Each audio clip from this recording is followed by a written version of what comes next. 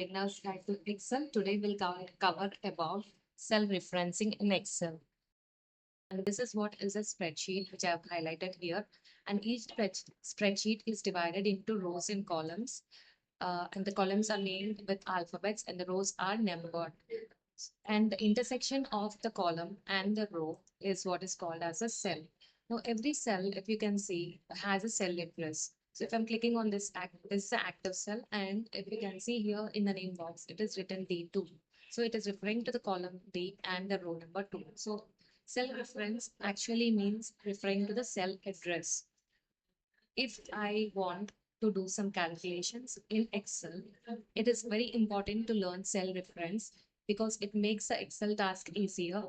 Let's see how we can use the cell reference in Excel. Now there are numbers here 10, 15, 20, 25 and 30.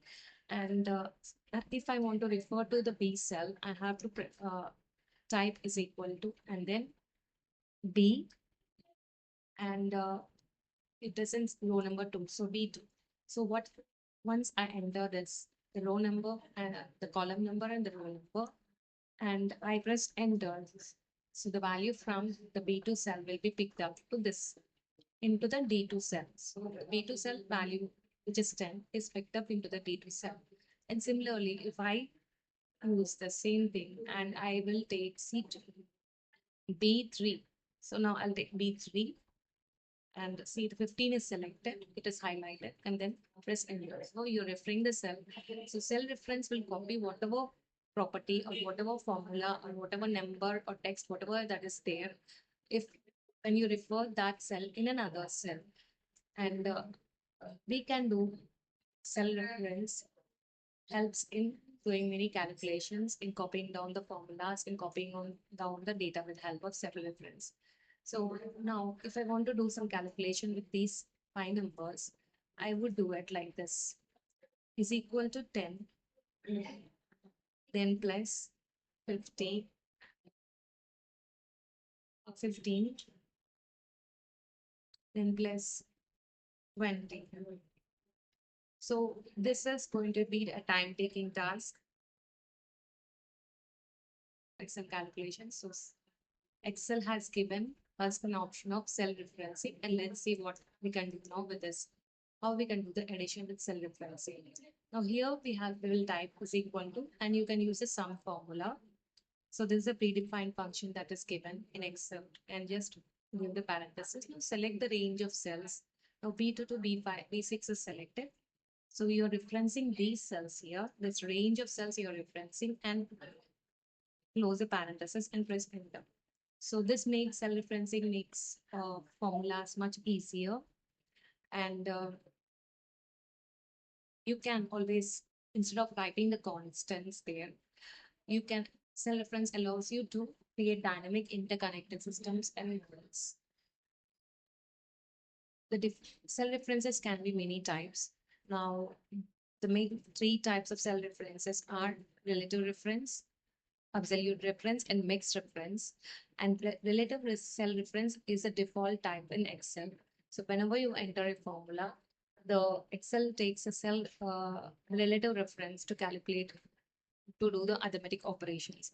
So let's understand what relative reference by doing this table.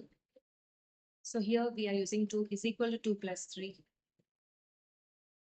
We're taking the constants and trying to, so we have to enter each and every uh, so 10 plus 10 here again. So we are entering each and every formula mathematically and manually and then doing this. So this will be time taking. Instead of that, we'll press is equal to and refer this the cell having 2 and click on that. So it is in C13. So that is selected. Then do the arithmetic operation plus use a addition symbol and then click on D13. Now, so the value is copied and the formula is done. But for every time, you don't have to click on the cells. So what happens is if I just drag my left mouse button, I will get the answer for plus 10 plus 10. And how did this happen? Because if I double click on this cell, it is taking C14 and D14. So as you copy down the formula down below, down the rows, the the formula will take the relative reference from the neighboring cells. So in the above formula here, it is taking the C13 in the 13th row and D13. But here, as you go down, now it is in the 14th row. So it is taking the relative reference from C14 and D14. And if you again do this, so now it is giving 26. So here it is taking C15. The column is going to be the same thing. And here the row is changing. So it is taking the relative reference from the neighboring cells next to it. So the formula gets copied. So this is about the relative reference. And I hope I've clarified most of your doubts. In case you have any suggestions, please put it in the comment section. Thank you for watching the video.